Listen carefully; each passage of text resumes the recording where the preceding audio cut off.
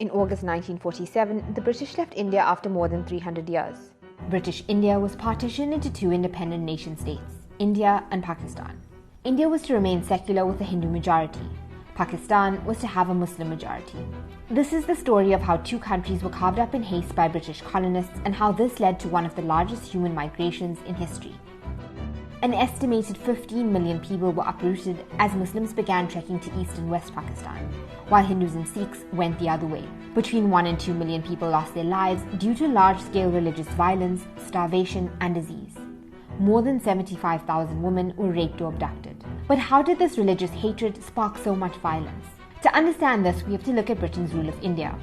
Tensions between Hindus and Muslims did exist before the British Raj was established, but many Muslims, Hindus and Sikhs also coexisted peacefully. When the British came to rule, they used a now infamous strategy of divide and rule. They enforced specific measures like the scientific census in 1871 and the formation of a separate electorate for Muslims, which led to the evolution of rigid religious identities. These identities became more important than language or ethnicity and were used to pit people against one another so that the British could consolidate their own power. Mistrust between Hindus, Muslims, Sikhs, and Christians began to grow. How did this lead to the country being partitioned?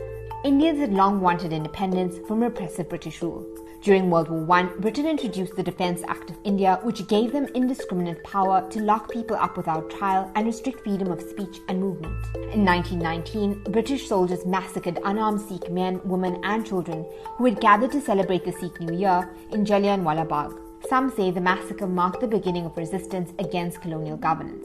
But to understand how and why the country was partitioned, we also need to understand the political players at the time. This is Jawaharlal Nehru and Mahatma Gandhi. They were leaders of the Congress, a Hindu-dominated secular political party which spearheaded the independence movement. They wanted a united, secular India. This is Muhammad Ali Jinnah. He was the leader of the Muslim League. He also wanted independence and initially backed Hindu-Muslim unity. But by the 40s this changed and he wanted an independent state for Muslims. In 1939, Britain dragged India into World War II. Most Indians were not happy about it. Nehru and Gandhi refused to fight.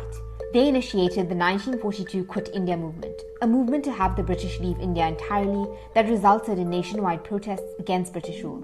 In 1943, famine hit Bengal. Up to 3 million people lost their lives, and many Indians believe that the famine was caused by colonial exploitation. At the end of World War II, Britain was cash-strapped. They realized they couldn't afford to run India much longer. They decided they would withdraw from the subcontinent but didn't put a date on it. With talk of a transfer of power, tensions ran high in the country. Muslims were concerned that they would be vulnerable in a Hindu-majority country. Hindus, on the other hand, didn't want the country to be broken up. The Muslim League called for a strike in Kolkata to demand a homeland in August 1946. The protests went bad and sparked the Great Kolkata killings. Between 4,000 and 10,000 people were killed in the riots. It also sparked riots and killings in other parts of the country. The British were afraid that this kind of violence would lead to a civil war. They decided that they wanted to speed up their exit from India and wash their hands of any potential conflict. The British PM announced that India would gain its independence no later than July 1948.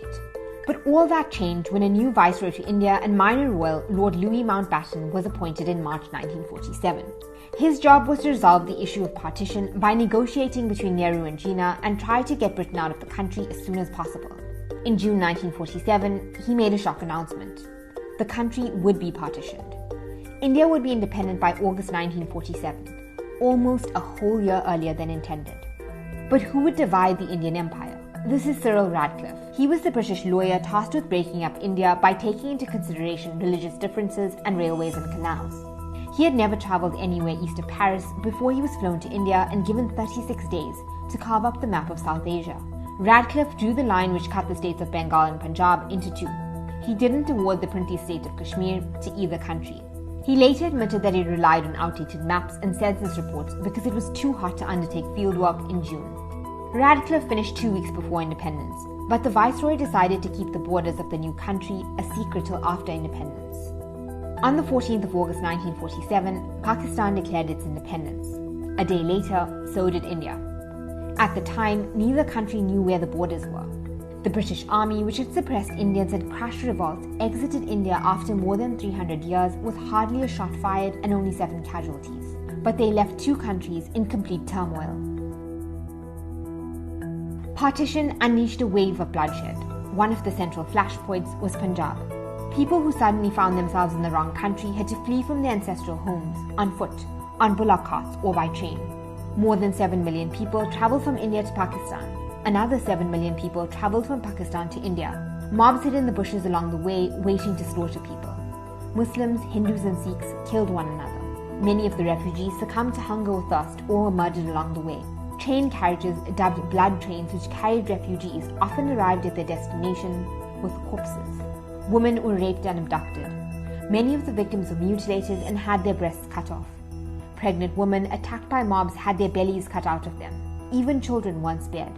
Some women were killed by their own fathers and brothers so they wouldn't be captured. Other women committed suicide by throwing themselves into wells to avoid abduction and preserve their honor. Homes and businesses were looted and burnt down. Some have likened the horrors of partition to the Holocaust. Refugee camps were set up in India and Pakistan to try to house the millions of refugees. But many more people lost their lives because of the poor conditions and disease in the camps. The massive and sudden migration changed the demographic of South Asia forever. Almost all Hindus fled cities like Karachi, which were populated with just under 50% of Hindus before partition.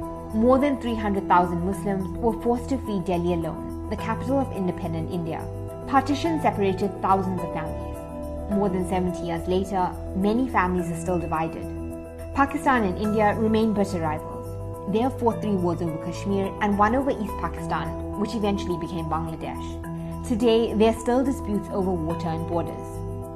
More than 7 decades later, more than 1.6 billion people still live in the shadow of partition.